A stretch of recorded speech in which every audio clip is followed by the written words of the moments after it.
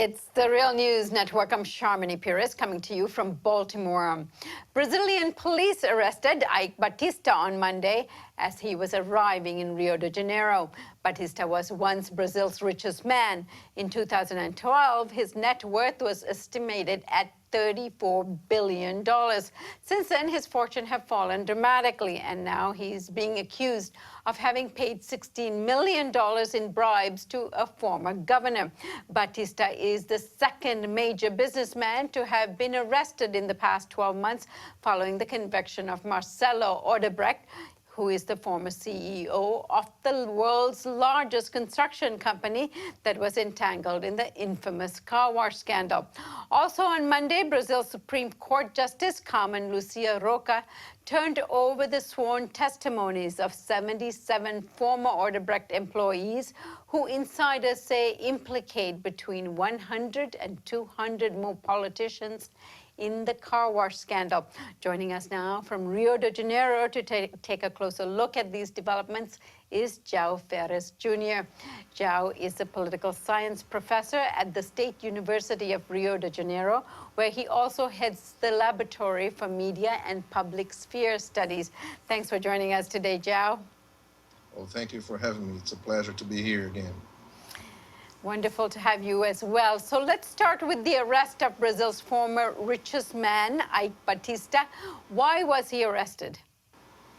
I think he's been accused of bribing, actually some people in the government of the state of Rio de Janeiro in the recent past, in the former, term. So during Governor Sergio Cabral, who's now also in jail.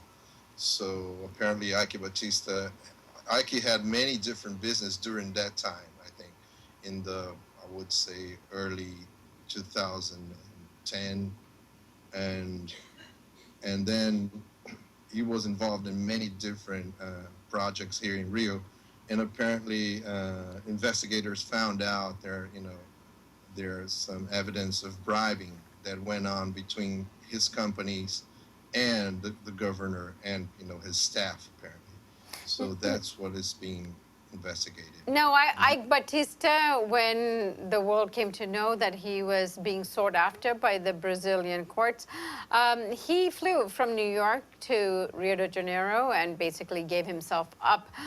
Is he so confident that he's going to beat this court case that he was able to just come back and let himself be arrested the way he was?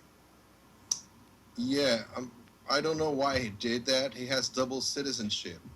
He's both a Brazilian and a German citizen. So, but he doesn't have American citizenship. He was in the U.S. I don't know what went on, if there was a negotiation between him and the prosecutors that, and that why he turned himself in. But in the end, he did. I think that, most of his business are here in Brazil. So, what's the point of escaping prison and being, I don't know, poor or destitute? I don't know if these guys ever get destitute, but anywho, I think he would lose even more than he's already losing if he did that. Now, what is the connection between Eike Batista and the car wash scandal, and of course those who are currently arrested and some of them in jail for being involved in the car wash corruption scandal? Yeah, I don't know of any, as a matter of fact. I mean, Eike Batista had some dealings with Petrobras because one of his companies was an oil company too. But I don't know whether he is involved in Lava Jato or not. What happens is that the media makes a big fuss about these, corruption investigations, arrests. I mean, Eike, as a matter of fact, is being arrested for deposition. Being arrested to depose, to give testimony, and then it's a temporary arrest. And sometimes you read a lot, but when you sort out all the information, the things don't connect very well. So it's not very clear if there is any connection between a Lava Jato car wash and his arrest. According to the news that I've been, browsing through, The only thing they know for sure is that investigators are accusing him of bribing the state governorship of Rio de Janeiro. To a tune of $16 million. That's a large sum. What evidence are there? Exactly. All right. Now, in terms of the courts in Brazil, it's, unlike the political lawmakers, the court system seems to be really going after and investigating these cases. What's motivating the courts in order to go after these corruption cases? I think the courts are responsible for are responsible for a big part of the political crisis that is going on in Brazil right now, as a matter of fact, because first of all, I mean, there is no coordination. I mean, the Supreme Court is actually, acting in ways that are not very protective of the Constitution and of the rights that the Constitution was supposed to guarantee. So that's a major flaw, I think, for me, from my perspective. And on top of that, because the Supreme Court is not, given the direction, that allows for, lower instance, judges like Sergio Moro, who is a judge in the state of Paraná, to do things that are totally against, basic civil rights, legal rights of people who are investigated. So, and that, throws the whole investigation into disarray. On top of that, I mean, it's not only the judiciary here in Brazil, because here in Brazil, the office of the prosecutor, we call it Ministério Público, which is like, federal prosecutor, it's independent. And these guys have total independence from any other power. So they constitute some sort of fourth power without any accountability. And on top of not having accountability, they don't have an internal hierarchy. So there is a top, a general federal prosecutor. But the federal prosecutors in the states that are, Brazil's a federation. So, there are offices of the general prosecutor in the states, in each state. These guys are not submitted to the top general prosecutor. So they do whatever they want.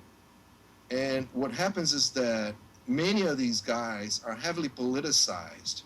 So they have been used, corruption investigations in a very loaded political way, basically to persecute, the left that was in power, the Workers' Party.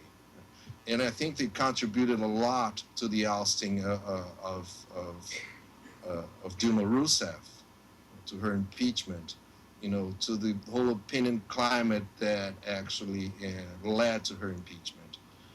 And if you see what they did, I mean, they basically went after everybody who was either from the Workers' Party or connected to the Workers' Party, but never went after, accusations and evidence that led to other politicians of the opposition, then opposition. Now they are in power, right?